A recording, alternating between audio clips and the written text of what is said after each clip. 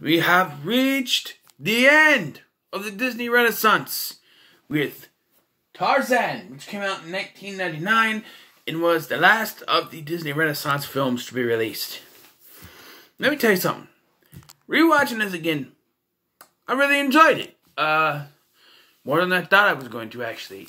I'm going to start off by saying that there are some people who criticize the use of the Phil Collins songs in this film, and they're not used as actual, like, it's not a musical. Just the songs play, you know, in the background and stuff. But what I like about the songs in this film is they're used to tell a story. The beginning of this plays two worlds. Put your faith in what you most believe in. Two worlds, one family. Just trust your heart. Let fate decide to guide these lives we see. And it tells you the story. What happened? You don't need some old narrator. Once upon a time. You know, you don't need that. You got the music telling you, you know, and you see it go before you. There's a shipwreck. There's a husband and wife and their baby child. They are attacked and killed by a leopard, saber, and then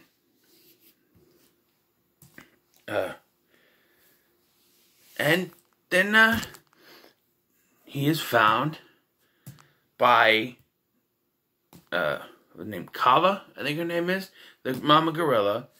She names him Tarzan, and that leads us to the first, you know, big part of the film.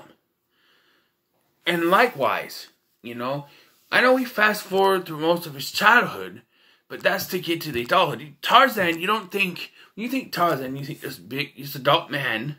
You Tarzan, you Jane. You don't think a kid. You see part of it. Then we get the song "Son of Man," and that transitions us to his adulthood. You know, well, "You'll Be in My Heart," which doesn't really transition much. Just, you know, it's a lullaby. But yeah, and then "Stranger Like Me" shows Tarzan connecting with the humans, trying to figure out, you know, what he is, where he came from, stuff like that. And then they have a reprise of Two Worlds at the end that shows, you know, where it all comes around. Everyone's happily ever after. You know? And yeah. Then you got that Trash in the Camp song in the middle. It doesn't really do anything, but it's fun. Rosie O'Donnell as Turk. She's fine. I think she's absolutely fine for what they gave her. She's alright. The villain in this, Clayton. Yeah, he's a good villain, and his death is probably the darkest death since Frollo. He fighting off Tarzan, he falls, his vine gets wrapped around his neck, and rather than get help from Tarzan, he ends up hanging himself. Instead of he's fighting off Tarzan, the vine gets around his neck, he's fighting Tarzan, rather than take help, he pushes off, it hangs him. Dead. Dark death. And I love it.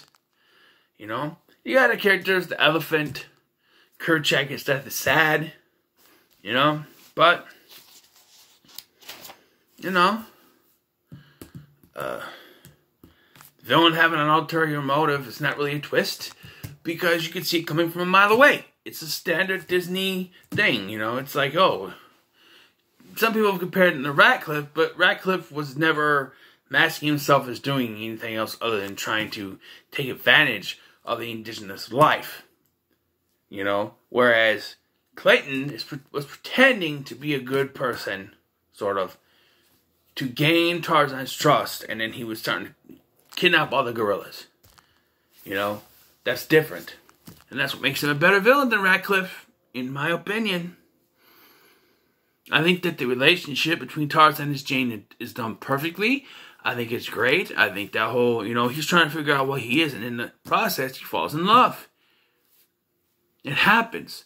I mean, honestly, do you think he was going to get wed to a gorilla? I don't think so. This movie is fantastic. The animation, especially in HD, is absolutely fantastic. Anything I really want to put as a negative? Well,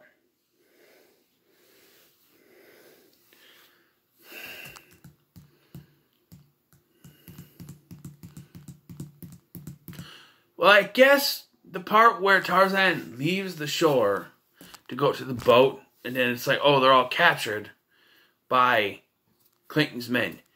Couldn't Clayton's men have captured them while they were still on the island? Why the deception? Because, oh, we're gonna go away, and then why don't you just keep the deception going? But no, as soon as they get on there, they're captured. Why didn't you just capture them in the forest? Because then you could leave them strapped to the trees, take the gorillas, and there's no witnesses. They're stuck on an island with no way off. Stupid villains. You know, but no, we're going to capture you, we're going to put you below. So you can come with us back to England and fucking tell everybody. No. My God, that's stupid. For me, that's like the only really bad thing about this film. I absolutely love this film. There's not very many more negatives I can give it. So, with that in mind, I give Tarzan a 9 out of 10. I'm looking at the wrong one. I got it right now. I give it a 9 out of 10. I think it's fantastic. I think it's very well done. And I think that the Renaissance went out with a bang. You get Fantasia 2000 after this, which was really kind of meh. It started to, kind of roll. Not that I don't mind Lilo and Stitch. I actually like that. And Emperor's New Groove was alright too. But, they wouldn't be as big as these ones got. Tarzan was really that big one. And I think it went out on a bang.